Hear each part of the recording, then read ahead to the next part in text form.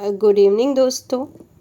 हम पढ़ रहे हैं अपनी एनसीईआरटी, जिसमें हम लोग कवर कर रहे हैं क्लास 6, 7 और 8। हमारे जो प्रीवियस हमारे वीडियो हैं उसमें हम लोग क्लास 6 की एनसीईआरटी की ज्योग्राफी, पॉलिटिकल हिस्ट्री कवर कर चुके हैं और अब हम पढ़ रहे हैं हमारी क्लास 7 की हिस्ट्री की ओर। हमारे इसमें 10 लेसन हैं और हम स्टार्ट कर रहे हैं आज चैप्टर नंबर 1, 1000 वर्षों के दौरान हुए परिवर्तनों की पड़ताल। अगर आपको लगता है कि यहाँ पे हमें नोट्स कॉपी में राइट डाउन करना है तो you can do it, okay. और वैसे आप लोग जितने भी जो लोग हैं, मोस्टली जो लोग हैं वो आई थिंक मुझे लग रहा है कि वर्क करने वाले लोग हैं और अपनी प्रिपरेशन को अच्छा करना चाहते हैं सोशल स्टडी में, जो सीटेट और अदर जो प्री एग्ज़ाम दे रहे हैं। तो अगर आपको लग रहा है तो आप कॉपी पेंसिल अपना लेके बैठें और जहाँ नीड हो रही है उसको लिखिए। और जब आप एग्ज़ाम देने जाते हैं तो एक बार आप उसको रिवाइज ज़रूर कर लें, ठीक है।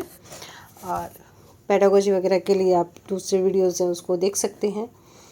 और तो चलिए स्टार्ट करते हैं हमारा चैप्टर नंबर 1, 1000 वर्षों के दौरान हुए परिवर्तनों की पड़ताल। तो सबसे पहले हमको, जब हमने चैप्टर अपने ओपन किया तो हमें इसमें एक मैप दिखाई दे रहा है। ये जो मैप है ये 12वीं सदी के भूगोलवेत्ता अल इद्रसी का बनाया हुआ दुनिया के नक्शे का एक हिस्सा है, जिसमें भारतीय उपमहाद्वीप को भूमि से समुद्र तक दिखाया गया है। भूमि से समुद्र तक यानी कि नक्शा कैसा बना है, उल्टा है। और बनाया किसने है, 12वीं सदी के भूगोलवेत्ता अल इद्रसी का। मतलब सबसे पहला जो नक्शा बनाया है बच्चों, ध्यान रखिएगा, किसने बनाया है, अल इद्रसी ने बनाया है।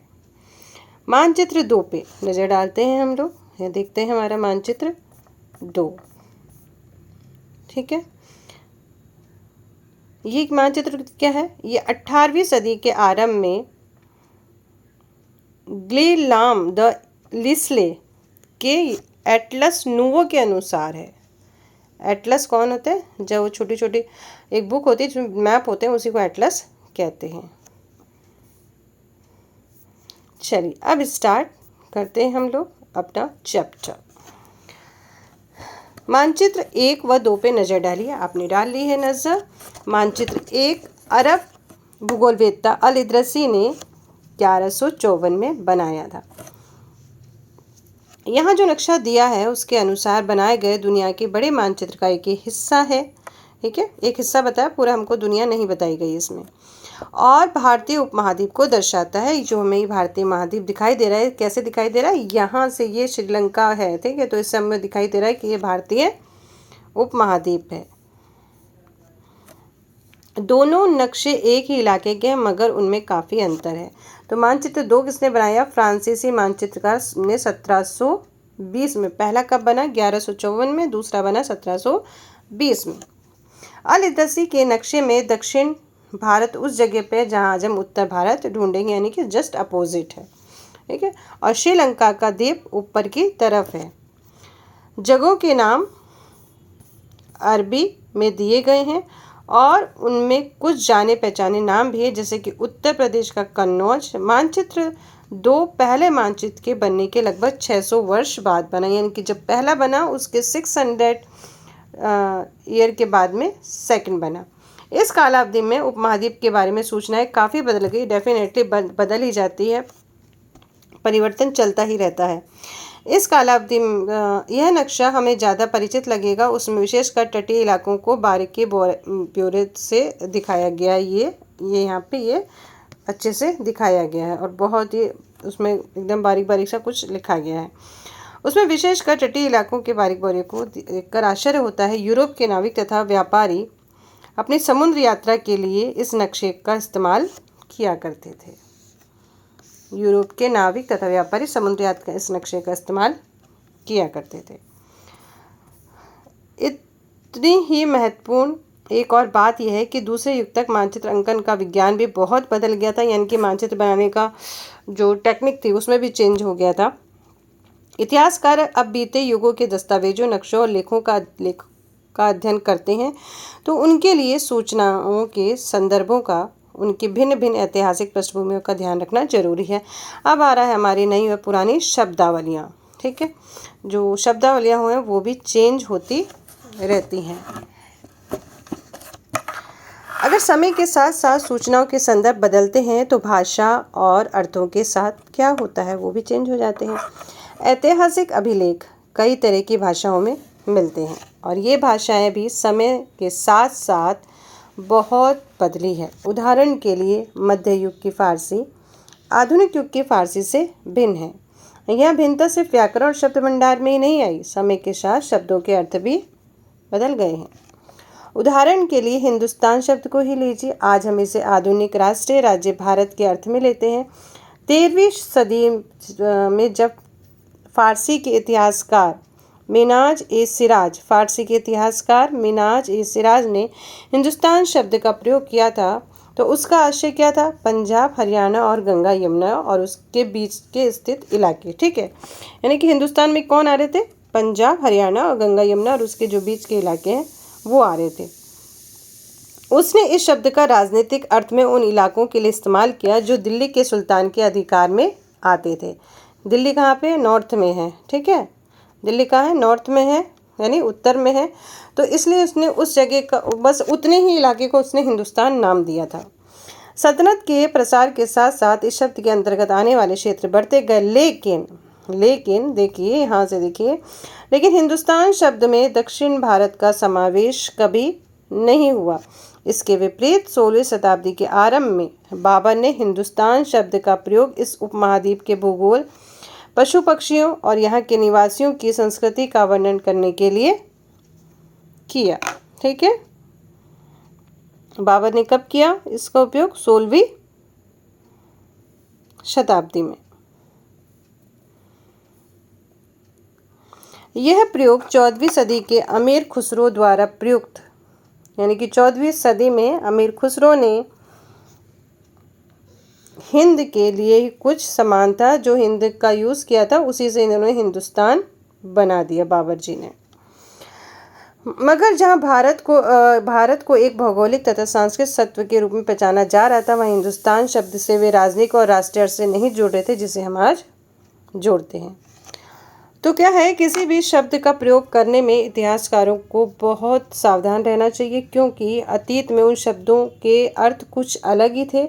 उदाहरण के लिए विदेशी जैसा सीधा साधा शब्द कोई ले लीजिए, आज हमारे लिए इसका अर्थ ऐसा होता है कि जो व्यक्ति भारतीय ना हो तो वो क्या हो गया? विदेशी हो गया। लेकिन मध्य युग में मानो किसी गांव में आने जाने वाला व्यक्ति भी अनजान जो समाज और सांस्कृतिक अंग नहीं है उसे भी विदेशी कहते थे। जैसे आपके एक गांव से आप दूसरे गांव में जा रहे तो आपको विदेशी मान लिया जाता था। ऐसे व्यक्ति को हिंदी में परदेसी और फारसी में अजनबी कहा जाता है। विदेशी को क्या कहते हैं? फारसी में अजनबी और हिंदी में परदेसी। कई आपने सॉन्ग भी सुने होंगे इस तरह के।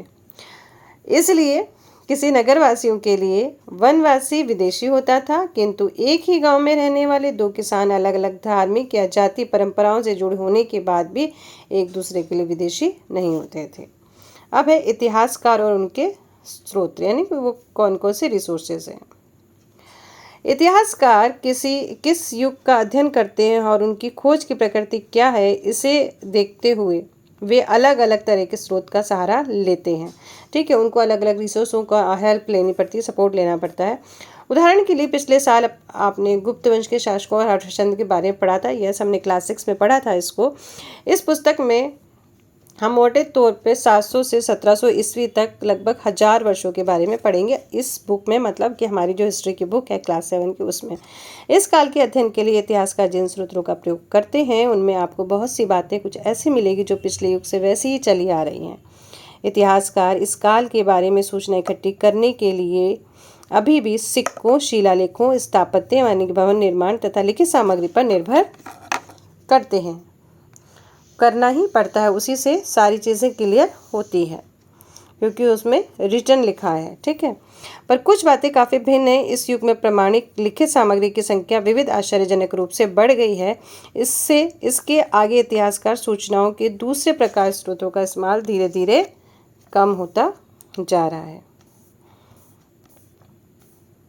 इस समय के दौरान कागज क्रमशः सस्ता हो गया था क्योंकि पहले कागज महंगा था, जल्दी से नहीं मिलता था। अब कागज सस्ता हो गया और बड़े पैमाने पर उपलब्ध भी होने लगा था।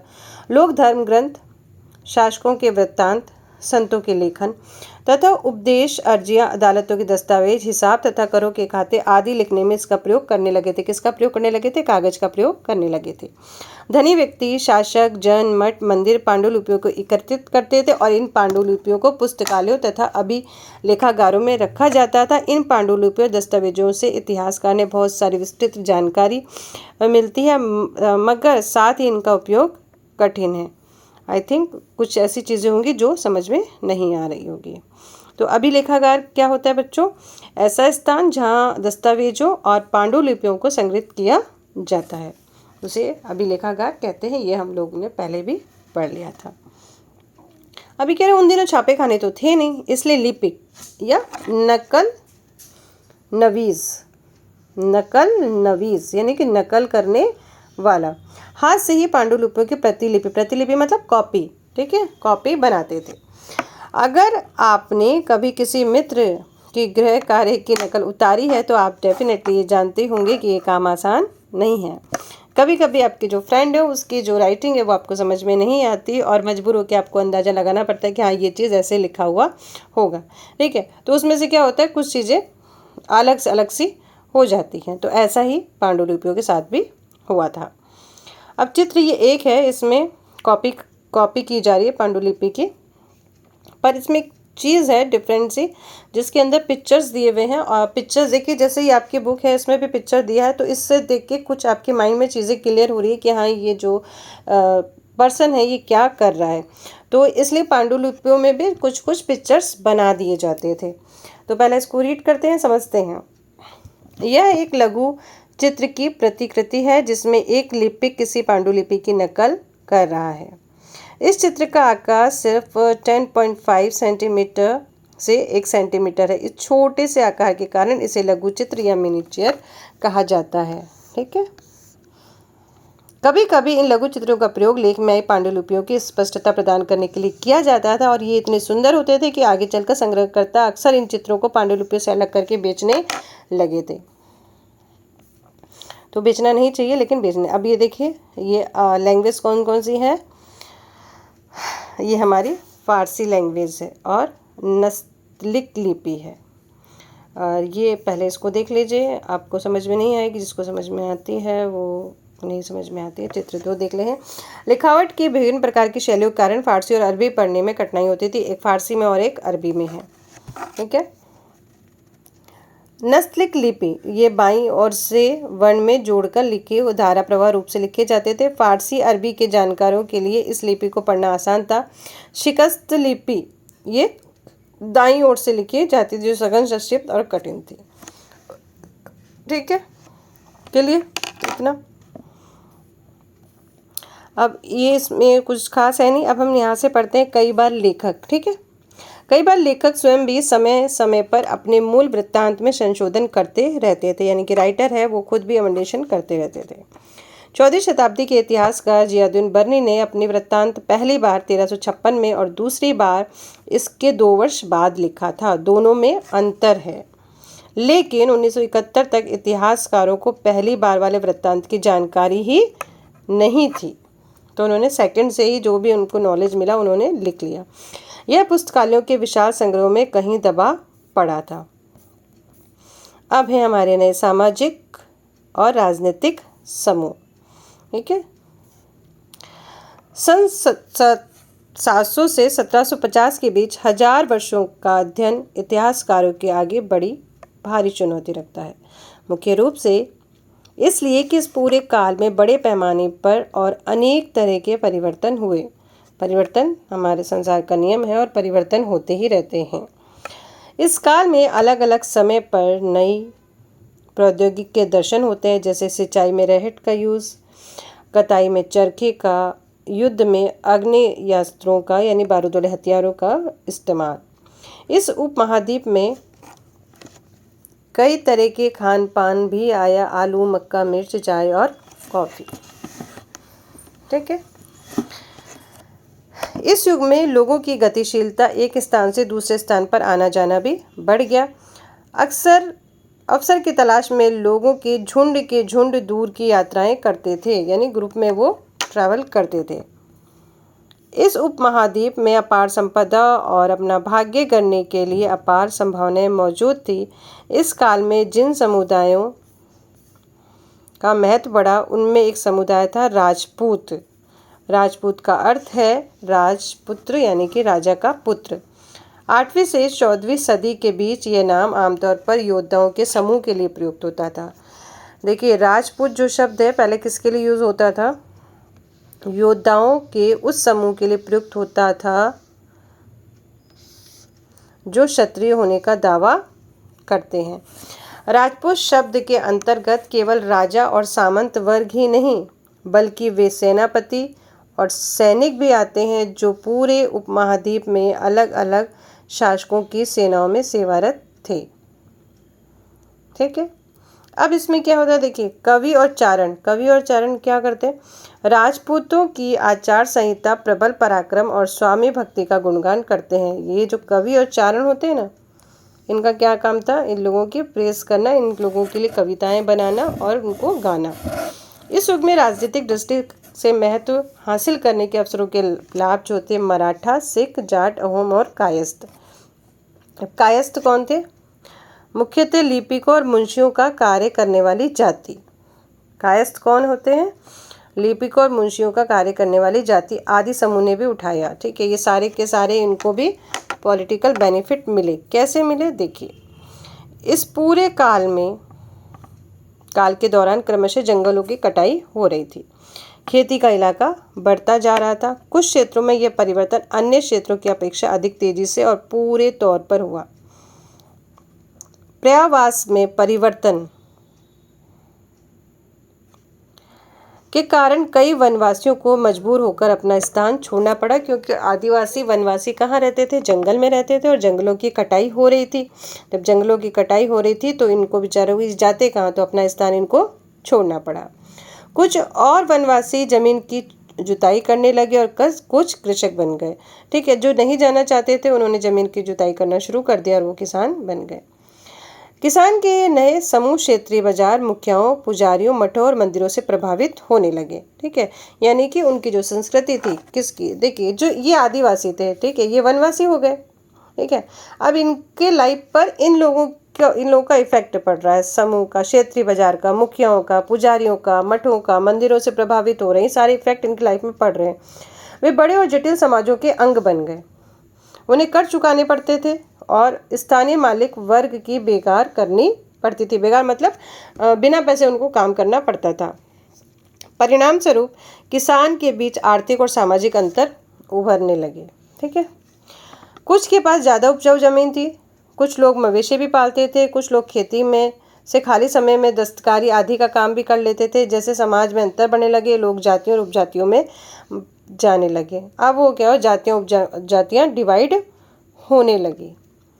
उनकी पृष्ठभूमि और व्यवसाय के आधार पर उन्हें समाज में ऊंचा या नीचा दर्जा दिया जाने लगा। ठीक है, जैसे उनका बैकग्राउंड, जैसे उनका स्टेटस, उसके अकॉर्डिंग उनको ऊंचा नीचा दर्जा दिया जाने लगा। ठीक है, उनका जो काम था, ऑक्यूपेशन था, वो किस तरह का था, उसके अकॉर्डिंग।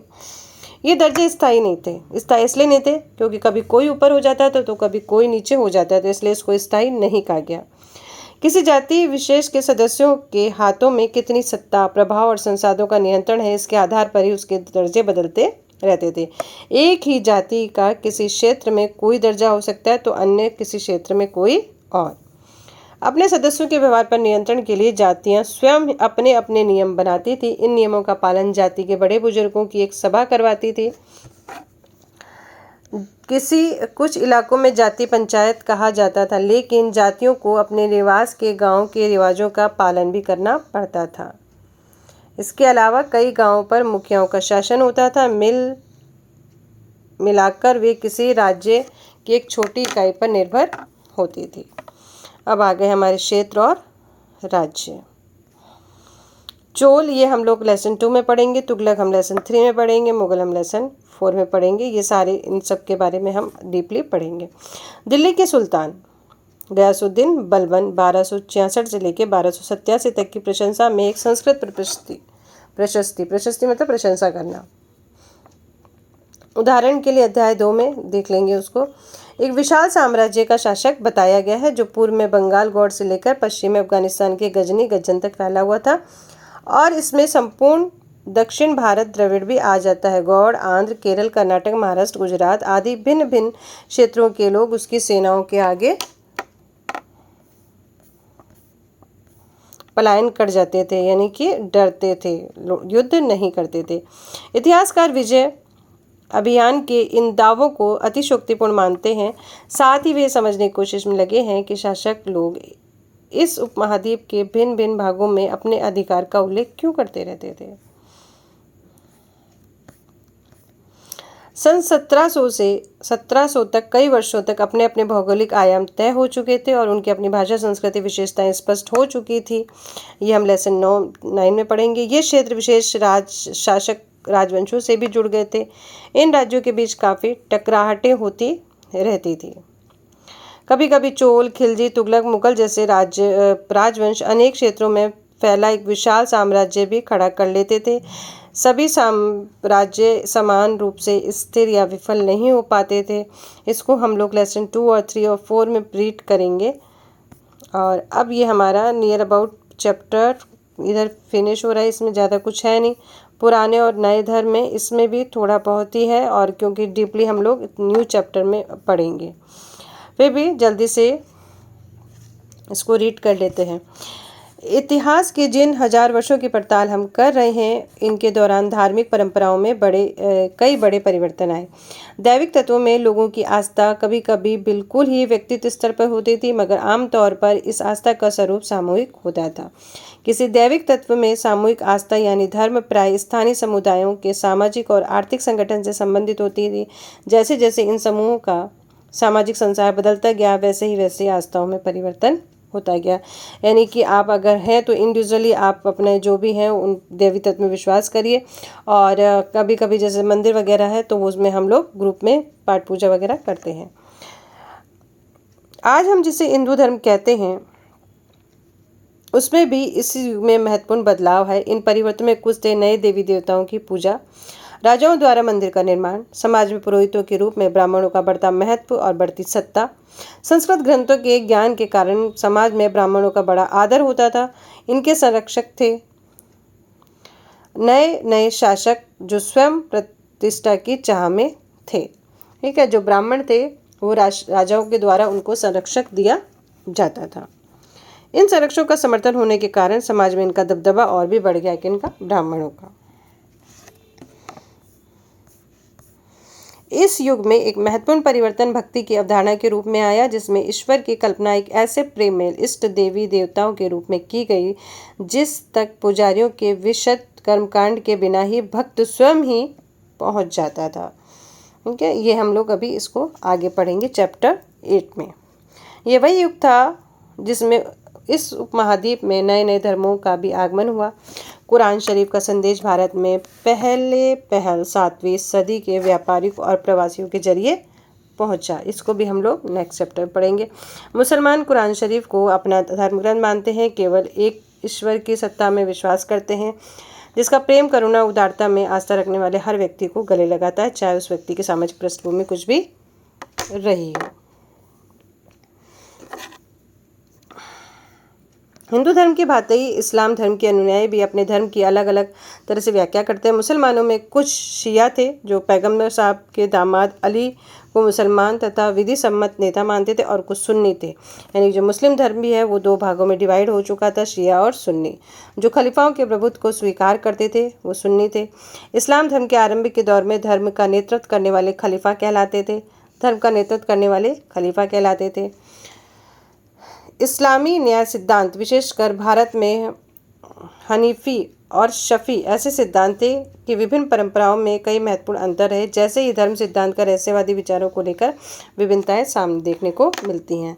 अब है हमारा समय और इतिहास के कालखंडों पे विचार। इसमें बहुत ही अभी थोड़ा है, जब हमने चैप्टर 1 2 से आगे बढ़ेंगे धीरे धीरे हम लोग डीपली पहुँचते चले जाएंगे। अब यहाँ से हम लोग 19वीं सदी के मध्य में अंग्रेज इतिहासकार ने भारत के इतिहास को 3 युगों में बांटा 19वीं सदी में, ठीक है। और ये जो अंग्रेज थे इनका नाम अभी हम लोग आगे पढ़ेंगे कौन थे ये।